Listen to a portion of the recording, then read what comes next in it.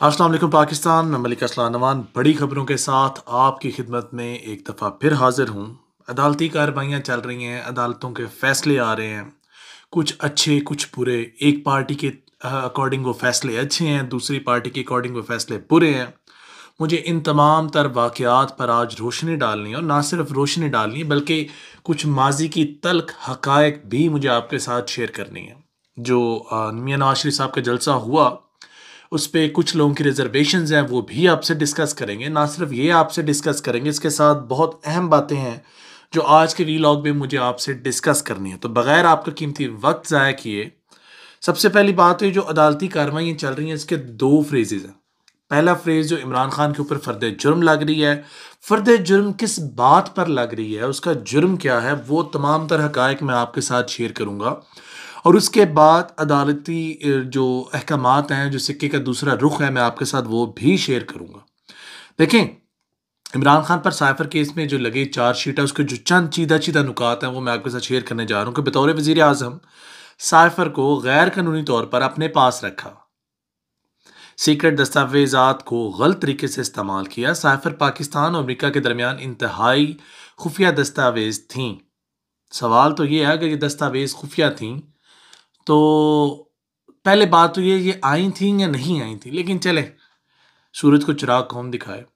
जिसे मंजर आम पर लाया गया, इमरान खान रियासत के मफाद के खिलाफ मामूलात आगे इस्तेमाल करने के मजाज नहीं थे। साइफर को सियासी मकासद के लिए इस्तेमाल किया गया। इस अमल से रियासत पाकिस्तान का तहफ़्फ़ुज़ मुतासर हुआ। हम किस तहफ़्फ़ुज़ की बात कर रहे हैं? ड्रोन हमले आए रोज़ हमारे सरों पर बम फोड़ रहे हैं, और इस तरह के दीगर वाक़यात ऐसे हैं जो आए रोज़ हमारे मुंह पे तमंचे मार रहे हैं। लेकिन क्या कह सकते हैं, इमरान खान ने ऑफिशियल सीक्रेट के सेक्शन 5 और 9 के मुर्तकब ठहरे। बाकी इमरान खान साहब ने प्ली किया कि वो नॉट गिल्टी हैं, और शाह महमूद कुरैशी साहब ने भी प्ली किया कि वो नॉट गिल्टी हैं। लेकिन देखना यह है कि इनके नॉट गिल्टी कहने या ना कहने से शराफिया की सेहत पर कुछ अर्स फ़र्क पड़ता है या नहीं पड़ता है। इसके साथ साथ जो मज़े का काम है वो जनाबे वाला ये है कि आपको पता होगा कि साबिक़ वज़ीर ख़ज़ाना इसहाक़ डार साहब और साबिक़ प्राइम मिनिस्टर ऑफ पाकिस्तान, जो 3 दफ़ा रह चुके हैं, मियां नवाज शरीफ साहब मुल्क पाकिस्तान में वापस आए हैं। 70-80 हज़ार लोगों का मजमा उन्होंने इकट्ठा किया है, माशाल्लाह। देखें, एज ए जलसा 70-80 हज़ार बंदा बहुत होता है, चाहे एहलकार हों या ना हो। लेकिन क्या एक वज़ीर आज़म के कैंडिडेट के लिए 70,000 का मजमा इकट्ठा करना, जो काफ़ी अरसे के बाद मुल्क पाकिस्तान में वापस आ रहे हैं, ये ज़रा तशवीशनाक सी बात है। माजरत चाहूँगा उस लफ्ज़ के लिए, तशवीशनाक सी बात है।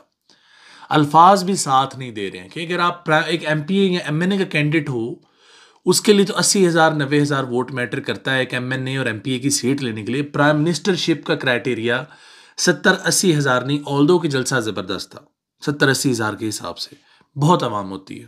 एनी हाउ, बाकी एवन फील्ड्स और होतैबिया मिल्स और इस तरह के मामलात में मियां मोहम्मद नवाज शरीफ को बरी कर दिया गया था। आमदन से ज़ायद असासाजात के अंदर इसहाक़ डार साहब को क्लीन चिट दे दी गई है, लेकिन मसाइल ये भी नहीं है।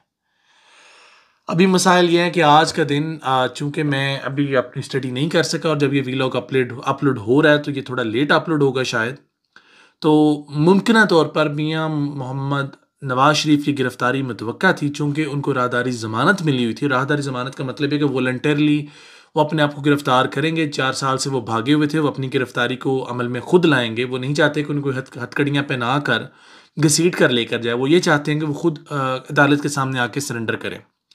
कन्विक्टेड लोगों के मामलात, मैं किसी को ताना नहीं दे रहा, किसी पे जुमला नहीं कस रहा।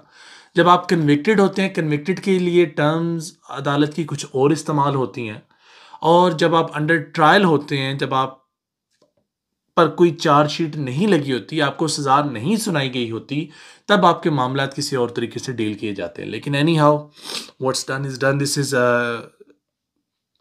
Islamic Republic of Pakistan. यहाँ पर कुछ भी हो सकता है। अब इसहाक़ डार के आमदन से ज़ायद असासाजात कौन नहीं जानता कि इनकी हुकूमत में ही इनके ऊपर ये FIR लॉन्च हुई थी, और इन्हीं की हुकूमत में ख़त्म हो गई। बाकी एक और बड़ी डेवलपमेंट ये हुई है कि फ़ौजी अदालतें जो हैं वो कलअदम करार दे दी गई हैं। 5 में से 4 जजेस ने ये कहा कि अदालतें सिविल लोगों का ट्रायल सिविल होना चाहिए और जो लोग मिलिट्री ऑफिशियल्स हैं उनका ट्रायल आप मिलिट्री कोर्ट्स में चलाएं, उनसे आम लोगों को कोई कंसर्न नहीं है। बाकी जो 9 मई के वाक़यात में मुलव्वस लोग हैं उनको भी सिविल ट्रायल या स्पेशल प्रोसिक्यूटर्स के ज़रिए या किसी स्पेशल तरीके के ज़रिए इंसदाद दहशतगर्दी अदालतों के अंदर उनको लेकर आया जाए और वहाँ पर उनका ट्रायल चलाया जाए। एनी हाउ ये थे कुछ डेवलपमेंट्स, लेकिन काजी फायज़ ईसा साहब से रिलेटेड कुछ मामलात माजी में सामने आते रहे कि वो बहुत to the point for the point है और पार्लियामेंट में जाकर वो कानून की बाला जो कानून की ताकत है उसको डिस्कस करेंगे कि कानून सबसे बालातर है। तो अभी काजी फायज़ ईसा साहब के भी इम्तहानात जारी हैं। बाकी आम शहरियों से रिलेटेड जो ट्रायल्स का जो फ़ौजी अदालतों में ना होना, मैं ये समझता हूँ एक बहुत बड़ी अच्छी डेवलपमेंट है, पॉजिटिव चीज़ है। लेकिन क्या इसका मकसद डाइवर्जन है? ये भी डाइवर्जन टैक्टिक्स में आता है कि नहीं आता? ये तमाम तर मामलात हैं जो हमें आने वाले दिनों में क्लियरली दिखाई देंगे। लेकिन इसके साथ साथ इमरान खान साहब का भी एक बयान सामने आ रहा है, वो उनका मैसेज सामने आ रहा है, बयान तो सामने नहीं आ पा रहा कि मेरे खिलाफ जो इल्ज़ामात हैं वो साजिश है, वो मेरी हुकूमत में हुई, मेरा नुकसान हुआ, मेरी हुकूमत का तख्ता पलटा गया और मेरे खिलाफ ही ये साइफर एक्ट लग रहा है। तो लिहाजा वो इससे डिसएग्री कर रहे हैं, वो प्ली नॉट गिल्टी कर रहे हैं। और देखना ये कि आने वाले दिनों में क्या इंसाफ के तकाज़े बिल्कुल उसी तरह से पूरे होंगे मियां मोहम्मद नवाज शरीफ के साथ भी, जैसा कि पाकिस्तान तहरीक इंसाफ के चेयरमैन के साथ किया जा रहा है। अब तब तक लिए अपने होस्ट का क्या कहें, आपको बड़े अरसे के बाद आपसे मुलाकात हो रही है। सिलसिला ख़त्म करने का दिल तो नहीं कर रहा, लेकिन बातें लंबी होती चली जाएंगी, ना आने की वजह भी बताऊंगा इंशाल्लाह नेक्स्ट व्लॉग्स में। लेकिन अभी के लिए अपने होस्ट को इजाज़त दीजिए। फ़ी ईमानिल्लाह, खुश रहें, आबाद रहें, अल्लाह हाफ़िज़।